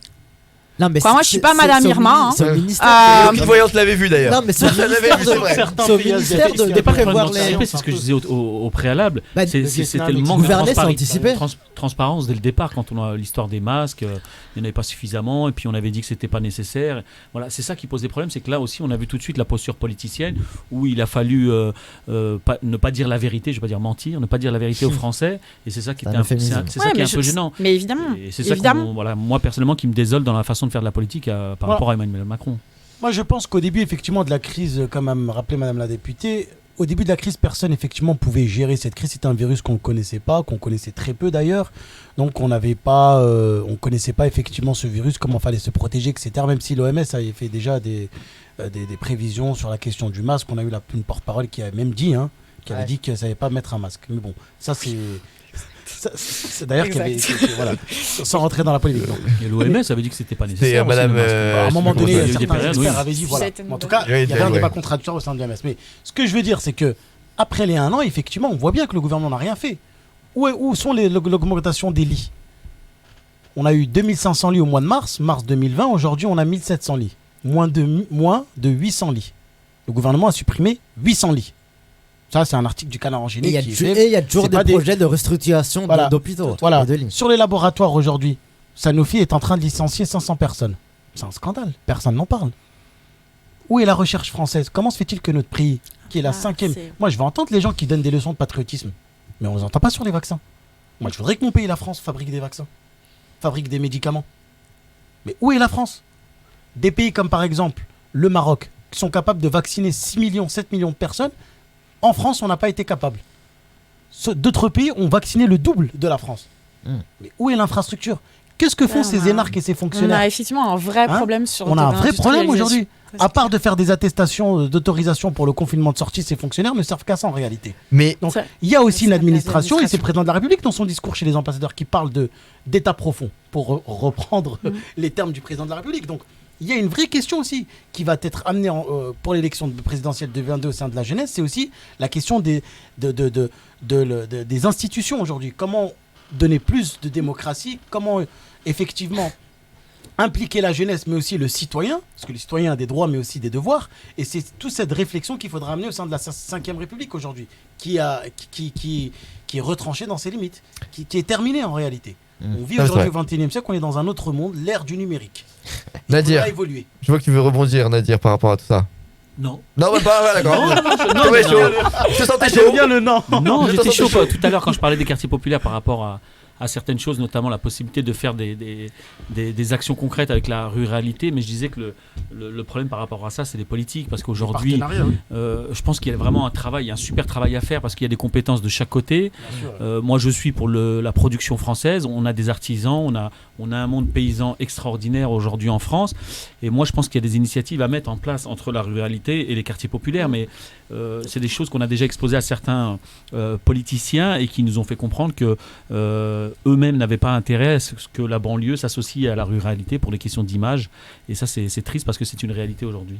Ok. Mais justement. Alors, moi j'avais une autre question à poser. Bah, vas-y Lionel, vas-y, continue, vas-y. Non, mais justement, de privilégier le Made in France. Il y a des produits, justement, et Bruxelles interdit ça aussi. Effectivement, on a des gros problèmes sur ces questions-là au niveau européen, donc l'industrialisation de manière globale. Et en fait, c'est la question du... Moi, je vois bien, donc je suis dans la commission commerce international. Donc, ces sujets justement de préférence européenne, d'accords commerciaux, c'est mon quotidien. Et quand je travaille avec des collègues de mon propre groupe politique, où je leur dis justement il faut faire de la préférence européenne, mais j'ai l'impression qu'ils vont me faire une crise cardiaque. Oui. Parce que pour eux, c'est la loi du marché. C'est la concurrence libre et non faussée. C'est ça le Saint Graal pour eux. Même si on a une politique, on a la PAC quand même qui protège les agriculteurs, heureusement. Oui, bien sûr, on a des politiques européennes, la politique agricole commune et la politique de la pêche, ça c'est des politiques fondamentales, mais c'est comment justement on crée des conditions aussi pour mieux défendre nos intérêts. Et là, il y a quand même effectivement à Bruxelles de très grosses difficultés. Il faut réformer la politique de concurrence, il faut avoir des vrais géants européens qui puissent justement émerger sur la scène internationale, parce que la législation qui concerne ces questions-là, elle date de 1996. Le monde de 1996, c'est pas vraiment le monde actuel. Et on peut pas le faire en France. Parce que si on le fait en France, on est sanctionné. Exactement. Alors aussi, j'ai une question aussi, et c'est une bonne question de Walid sur la page Facebook, Zedric Shaw, qui me disait pourquoi aussi il y a autant de candidats à l'élection présidentielle. C'est vrai que pour l'instant, on ne sait pas qui est le candidat. Hein. Non, mais chaque année, on a, énormément de candidats. Je crois qu'il y a que Mélenchon qui s'est déclaré officiellement. Pour être candidat, il faut avoir ces 500 signatures. Donc je suis d'accord avec toi, ami, mais je pense que Walid, ce qu'il nous dit là sur la page Facebook Cédric Shaw, ce que nous dit Walid, je pense que chaque année en France, il y a énormément de candidats. On voit qu'il y a des candidats chez les Verts, il y a des candidats chez le Parti Socialiste, il y a des candidats. Là pour l'instant, non. Il y a aussi Mélenchon. Ils sont pas mis d'accord sur des personnalités. Parti Socialiste, l'UMP. l'UMP. Non, mais voilà, je le dis, j'ai dit tous les partis. Il y a En Marche. Est-ce que le MoDem va aller à la présidentielle ou pas? On va se rattacher avec Macron. La dernière fois, le choix qui a été fait, c'est justement de se rattacher au président de la République. Et on fait partie de la majorité présidentielle. Souvent, notre président de groupe à l'Assemblée nationale, Patrick Mignola, il dit qu'on est dans la même maison. C'est-à-dire que nous, on est dans la cuisine et eux, ils sont dans le salon. Et on partage la maison commune. C'est pas toujours simple de partager la maison commune. Mais on fait le nécessaire. Et justement, est-ce que François Bayrou... Non, François Bayrou, il a été candidat effectivement de nombreuses reprises aux élections présidentielles. Maintenant, il a fait le choix de soutenir le président de la République et il est dans cette dynamique-là. Parce que je pense qu'il répond à certains éléments. Et justement, notre rôle, c'est aussi d'être certes dans la majorité, mais d'apporter des remarques constructives et aussi d'être dans la critique. Quand on parlait sur la représentation des institutions, quand on pousse le MoDem depuis des années pour la proportionnelle et que le président de la République ou des membres de la République En Marche sont contre, on lâche rien. Nous, on dit on continuera à défendre la proportionnelle. Mais justement, François Bayrou a accepté de rejoindre Emmanuel Macron par rapport aux réformes institutionnelles, dont la proportionnelle. Et donc justement, est-ce qu'on peut du coup, il doit se sentir un peu frustré? À des moments, il était très énervé, je vous le confirme. Oui. Mais est-ce que c'est vraiment démocratique la question de la proportionnelle? Parce que c'est en fonction de la proportion de l'électorat. Donc ça aussi, ça pose des problèmes. Bien un micro, Amine. Certains ils sont pour et certains sont contre. De toute façon, voilà, mais c'est un débat qu'il faut réellement avoir. Ce serait un peu plus juste. Déjà. Jusqu'à preuve du contraire, je crois que Macron a été élu par une minorité de Français. Quand on fait le compte total. On aura aussi des députés qui seront élus, qui ne seront pas forcément sur le terrain ou qui auront fait une campagne. Donc c'est pour ça que je dis. C'est pas déjà le cas de certains députés qui ne sont pas sur le terrain? C'est une autre question, je suis. Non, mais voilà, en tout cas, on va parce qu'il est déjà 23h25, donc on va conclure le débat. En tout cas, on va tous dire un dernier mot. Merci à Marc aussi d'avoir réagi au téléphone. Merci à Marc qui a raccroché, qui a dit merci de m'avoir donné la parole. De rien, Marc, de toute façon, ici dans le Cédric Show, tout le monde a la parole et même sur les réseaux. Tiens, si Lionel, tu vois des questions sur les réseaux pertinentes. Ah oui, j'avais une question. Je voyais sur du coup François Bayrou et sur son rôle au commissaire au plan. Du coup, à quoi sert-il? Justement, l'objectif du haut commissaire au plan, c'est de dresser des perspectives, être à côté du gouvernement, mais pas aussi justement être dans la pression de la gestion quotidienne du gouvernement. Donc c'est tout le travail sur la mise en œuvre du plan de relance, mais surtout dresser des perspectives. Et justement, ce que dit François Bayrou, c'est contradiction parfois avec Bruno Le Maire, c'est de dire que le plan de relance à l'heure actuelle, c'est pas suffisant pour justement répondre aux enjeux d'avenir, qu'il faut aller plus loin, pourtant sur du long terme. François Bayrou, par exemple, a toujours défendu le fait qu'il fallait pas s'endetter par le passé. Et là, maintenant, il dit stop. Là, c'est le moment de s'endetter. Il a le rôle du grand frère par rapport à Macron? Il est écouté par le président de la République parce que pour le coup, François Bayrou, c'est un élu du terrain aussi. C'est un élu qui peut sentir certaines choses. Quand vous échangez avec lui sur l'état de la situation en France, il a conscience de certaines difficultés. C'est lui qui l'a par exemple aussi encouragé à mettre en place le grand débat. Il joue ce rôle-là comme d'autres venant d'autres partis et issus plutôt du Parti Socialiste, joue ce rôle d'aiguillon en quelque sorte. Très bien. En tout cas, c'est bien de le dire. Merci en tout cas, franchement. Mais... Non, mais merci. Non, parce qu'il sait très bien que sans François Bayrou, sans son rattachement, on va dire, il n'aura pas été élu. Il y a le mouvement démocrate, il y a eu aussi Agir. Sur la partie plutôt des anciens républicains qui ont fait le choix justement de plutôt revenir vers le centre. Il y a eu certains anciens socialistes aussi qui estimaient que justement le PS n'incarnait plus la social-démocratie. Donc il y a eu un émiettement effectivement de la classe politique. Mais c'est ce que vous disiez aussi tout à l'heure. C'est vrai que quand Emmanuel Macron est arrivé, c'était aussi un certain espoir, c'était une vision de dire on va faire les choses autrement. Qui a pu créer de la déception et aussi qui avait une carrure sur la scène internationale. Pour le coup aussi, moi je vois bien à l'échelle européenne, l'influence française dans les institutions européennes, elle est revenue aussi du fait de la présence du président de la République. Et il y en a un qui s'est fait avoir, c'est François Hollande dans tout ça. C'est vrai, non mais c'est vrai, faut le dire. Parce que Hollande, il pensait pas. Il l'a mis et puis allez hop, vole de tes propres ailes. Non mais c'est vrai. Il a eu aussi les Français, François Hollande. Il y avait beaucoup d'espoir aussi dans sa présidence et beaucoup de Français ont été déçus. Oui, parce qu'ils faisaient pas la politique qu'il avait dit en fait. C'est souvent le cas. Oui, c'est ce que j'allais dire. Je pensais que son ennemi c'était la finance. Et finalement, ça a été le contraire. Mais bon, en tout cas, voilà. Mais c'est vrai que, en tout cas, François Hollande, si tu veux venir répondre et venir à la table autour de la table. Tu le tutoies ? Non, mais monsieur le président François Hollande, si vous voulez venir autour de la table, avec grand plaisir, en tout cas, de vous recevoir et puis débattre avec vous. Et voilà, en tout cas, ici, on accepte tout le monde, en tout cas, et avec grand plaisir. Une dernière question. Comment on fait pour que les jeunes aillent voter en 2022? Est-ce que là, maintenant, il faut tout donner? Qu'est-ce qu'on fait? Là, il faudrait plus que 2 minutes pour pouvoir répondre. S'il y avait une solution déjà magique, je pense que il y en aurait beaucoup qui la mettraient en place. Moi, je pense que la question de la présence sur le territoire, la question de la transparence, la question de créer des liens de long terme. Moi, en tout cas, c'est ce que j'essaye de faire aussi à mon niveau. C'est-à-dire que quand j'interviens dans le cadre scolaire, j'aime pas faire du one-shot. J'aime bien revenir dans les établissements, créer un lien. Je trouve que c'est comme ça. Et créer des liens entre les établissements, entre les jeunes. C'est exactement ce que vous dites. Parce que moi, je trouve ça dommage. C'est des jeunes de cet âge-là qui, parfois, justement... ils ont 15 ans et ils sont complètement désespérés. Ils n'ont aucun espoir. Je me dis, si à 15 ans, moi, j'avais aucune perspective d'avenir, je trouve ça assez triste quand même. Donc aussi faire en sorte qu'ils se croisent, parce qu'on a effectivement plein de jeunesse, mais qui ne se parlent pas. Donc c'est essentiel. Et je sais, pareil, effectivement, vous avez raison sur le créer des repères. Souvent, on me demande aussi, c'était qui mon modèle, c'est qui a fait que je m'engage. Et effectivement, des exemples positifs. Exactement. Ce qui manque aussi en France. Exactement. Et ce matin, justement, pour rebondir sur ce que vous venez de dire, quand j'intervenais là dans le collège, il y avait une jeune fille qui expliquait que, justement, elle, ce qu'elle aimait pas en France, c'est que dès qu'on avait la sensation de réussir, les autres allaient nous mettre des bâtons dans les roues. Et effectivement, c'est ça, on a un gros travail pour voir, voilà, quand vous réussissez, c'est chouette.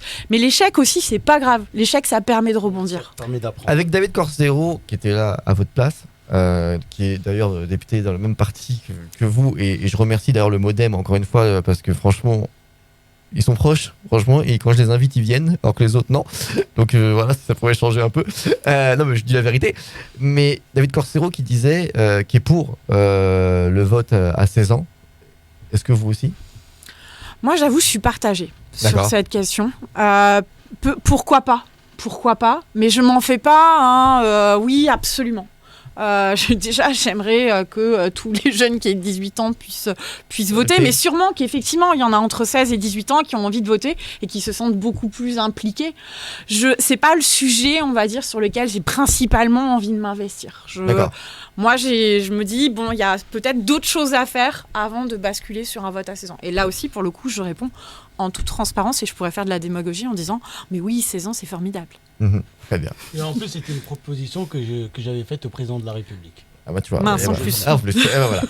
Hamid, pour conclure ce débat. Je pense qu'aujourd'hui, le gouvernement doit être très attentif sur la question de la jeunesse et doit proposer, après en tout cas le Covid ou pendant le Covid aussi, un plan à court terme et à long terme sur la question de la jeunesse, notamment la question du numérique, des quartiers populaires et de la ruralité et avoir un plan global pour que la campagne présidentielle de 2022 soit en tout cas dans des bonnes conditions aujourd'hui. Sinon, on va tout droit à la catastrophe, une crise sociale, sanitaire et économique, et donc de la délinquance, violence conjugale, et puis des actes en tout cas de délinquance qui vont s'accroître et des inégalités qui perdureront au sein de la société française et des clivages. Et donc moi je pense qu'aujourd'hui il faut vraiment créer en tout cas un dialogue et un climat d'apaisement dans la société française pour donner de l'espoir et des perspectives économiques à cette jeunesse-là qui sera l'avenir de notre pays. Voilà, et c'est très important de le faire. Nadir. Moi, ce que je voudrais dire tout simplement, c'est que aller voter, c'est très bien, mais ça ne suffit pas. On parlait tout à l'heure de droits et de devoirs, et moi j'incite les Français, même très tôt, très jeunes, pourquoi pas 16 ans, à s'impliquer dans la vie de la cité. Ça commence en bas de son immeuble ou de son quartier, et c'est comme ça que la citoyenneté se crée, parce que voter pour voter, ça ne veut rien dire. Être des vrais citoyens, je pense que c'est dans le fait d'être conscient à travers des actions qu'on mène sur le terrain, et aller voter, pour moi, c'est une finalité. Pas un but en soi. D'accord. Lionel. Qu'est-ce que je peux dire après ça? C'est très simple. Non, mais il faut, pour que les jeunes aillent voter, déjà il faut aussi, par rapport au Covid, qu'il y ait une perspective aussi d'avenir. Ça c'est très important, même pour tout le monde, il faut qu'on ait une perspective de sortie de crise.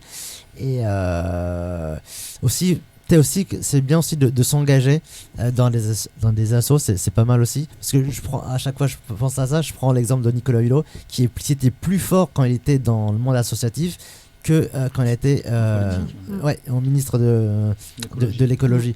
Et pourquoi pas, je crois qu'il y a des pays qui le font, d'avoir peut-être des incitations financières pour que les jeunes aillent voter.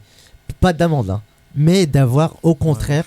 Je suis pas d'accord avec ça, moi. Je pense que c'est un peu pervers. Je pense que les gens, faut qu'ils viennent naturellement, il faut qu'ils aient envie de venir, et pour ça, il faut leur donner envie de venir. Oui, si on commence à parler d'argent, non, je veux pas qu'on les oblige. Juste créer le vote je pense blanc, que ça va pas aider le vote. Oui, il y a la question de reconnaissance du vote blanc. Exactement, et il faut aussi mettre aussi le casier judiciaire sur les élus, etc., la destitution des élus en cas de corruption, etc. Il y a tout un système qui doit être changé, mais c'est un autre débat, ça mérite une autre émission. Une autre émission, voilà. Et d'ailleurs, voilà, je pense prendre beaucoup la parole. Non, mais il y a beaucoup encore de questions. Il y a beaucoup de questions aussi, et si vous voulez revenir avec grand plaisir, David Corcero il est venu 2 fois, donc vous pouvez venir tant que vous voulez.